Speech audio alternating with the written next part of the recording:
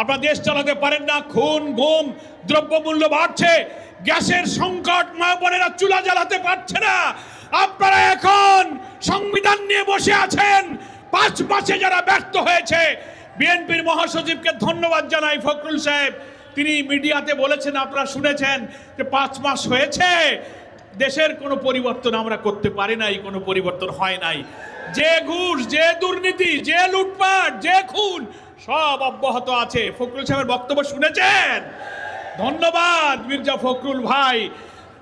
ইংরেজিতে একটা কথা আছে, মর্নিং শোজ দ্য ডে, সকালবেলায় সারাদিন কেমন যাবে বোঝা যায়, যায় না বলেন?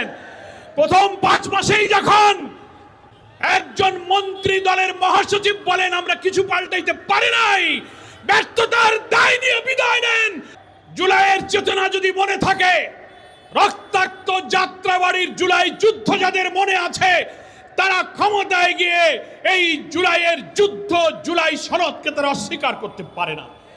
যারা সংস্কার পরিষদের শপথ পড়েনি, সংবিধান পরিষদের বৈঠক ডাকেনি, যারা গণভোট বাতিল করেছে, গুম কমিশন বাতিল করেছে, মানবাধিকার কমিশন বাতিল করেছে, এর অর্থ হলো তারা জুলাইয়ের রক্তকে অস্বীকার করতে শুরু করেছে।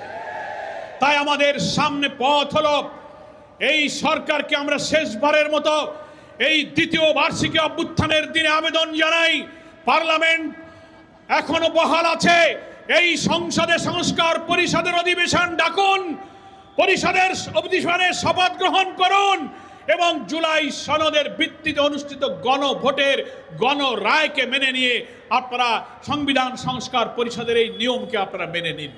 তা যদি না মানেন, রাজনৈতিক এই সংকট যদি সংসদে নিষ্পত্তি না হয়, তাহলে যে 70% মানুষ গণভোটে হা বলেছে, 11 দল জামাত ইসলামী 70% জনগণকে সাথে নিয়ে রাজপথে সেই ফয়সালা করবে, নিষ্পত্তি করবে। প্রিয় ভাইয়েরা আমার, ক্ষমতায় গিয়ে ওনারা জুলাই সনদের কথা ভুলেছেন, জনগণের কাছে অঙ্গীকারের কথা ভুলেছেন। ওনাদের 31 দফার প্রথম দফা ছিল ক্ষমতায় গেলে আমরা একটি সংবিধান সংস্কার কমিশন গঠন করব।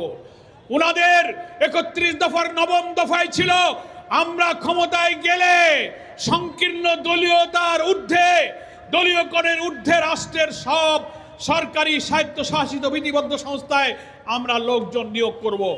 এখন কি অবস্থা?